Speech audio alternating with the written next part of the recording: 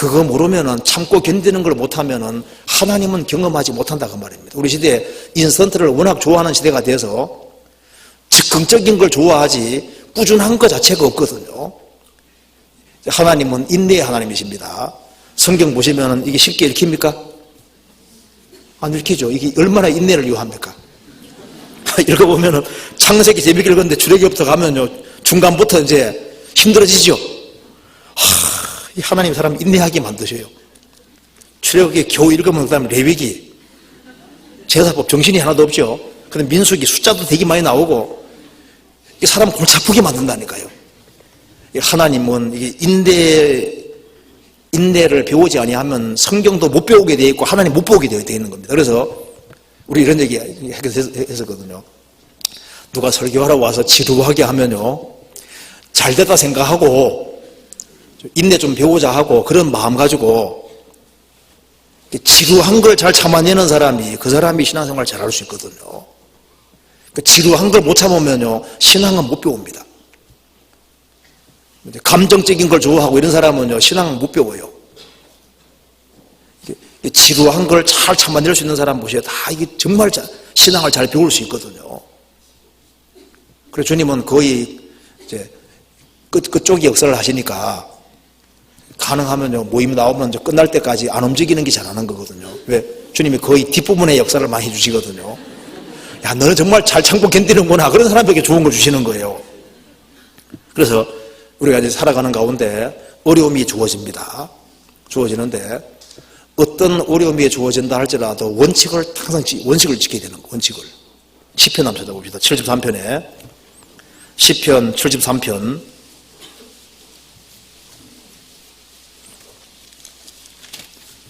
1절입니다.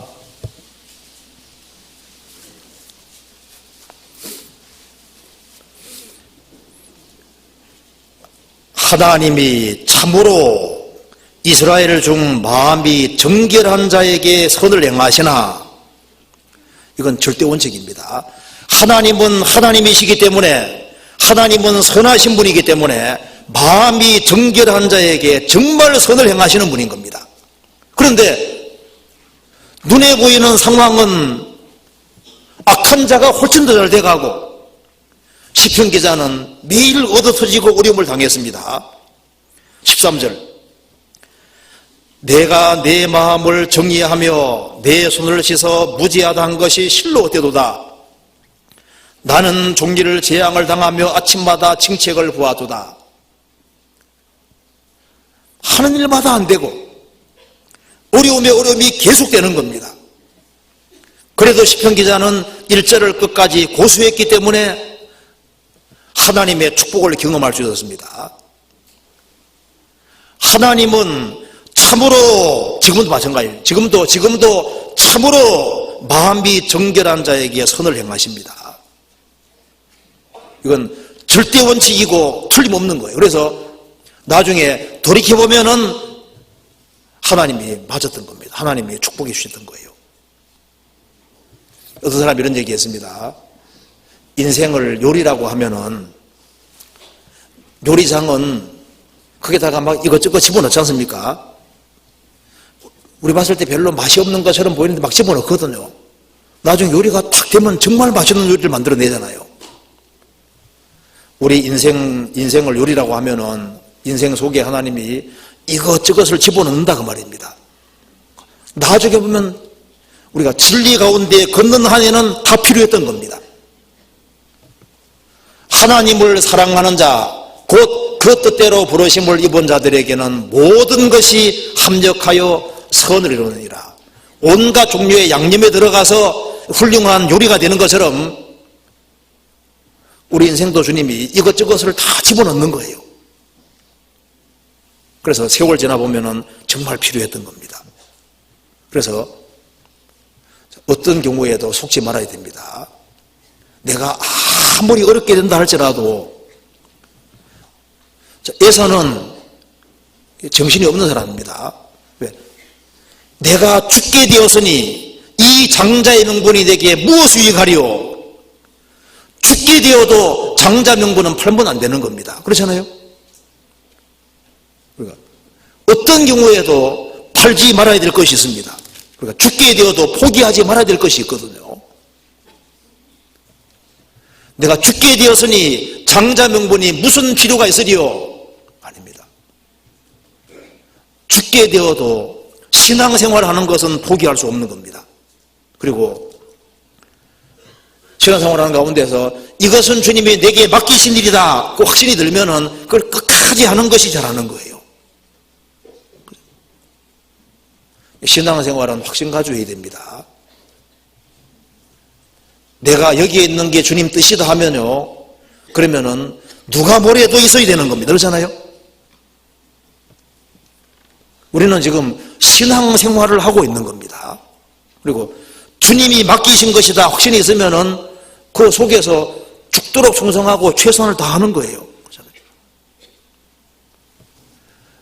이 세상에서 과거에 리오야단이 활동했던 것처럼 이 세상에서도 지금 마귀가 활동하고 있습니다. 근데 이사야 27장에 바다 용을 어떻게 한다고요?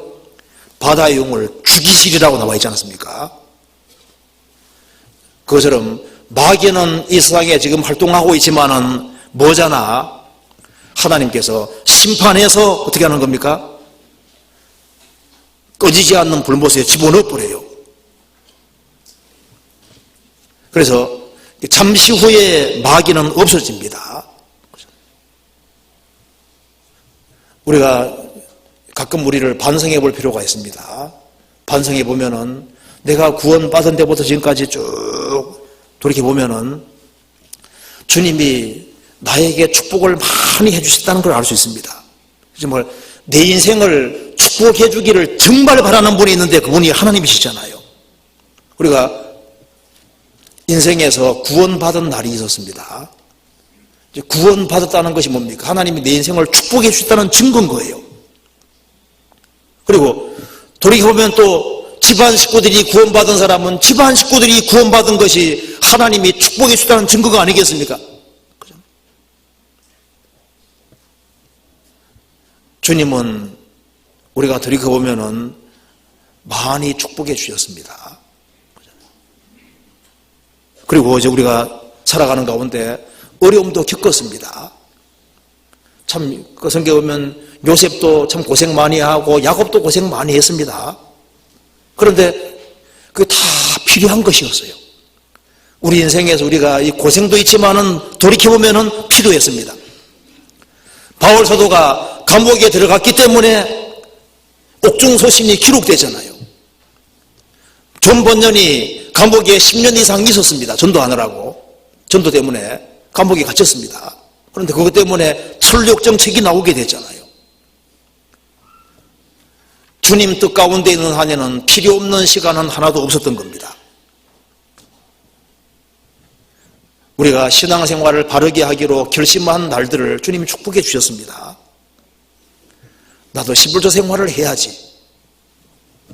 나도 건축헌금에 동참해야지. 그리고 해외 선교에 동참해야지. 돌이켜보면 주님이 그런 우리가 결심하는 그런 날들을 다 축복해 주셨습니다. 나도 선교하는 걸 지원하고 도와줘야지. 그럼 우리 선한 마음들을 주님이 축복해 주셨습니다. 그렇잖아요. 그러니까 주님은 우리 배후에서 우리를 도와주시고 축복해 주셨습니다. 여기 계신 분 중에도 가끔 수요일도 가끔 빠지기도 하고 주일 빠지기도 했잖아요. 그래도 주님께서는 내가 잘 되기를 바랐습니다. 그러잖아요. 때로는 뒤에서 교회에 대해서 안 좋게 얘기할 수도 있습니다. 그렇잖아요. 그런 사람이 있을지도 몰라요. 그리고 교회를 판단했을 수도 있습니다. 그런데 하나님은 그 속에서도 참으시고 우리가 주님 보시기에 합당하지 않게 행한 것들이 있었을 겁니다.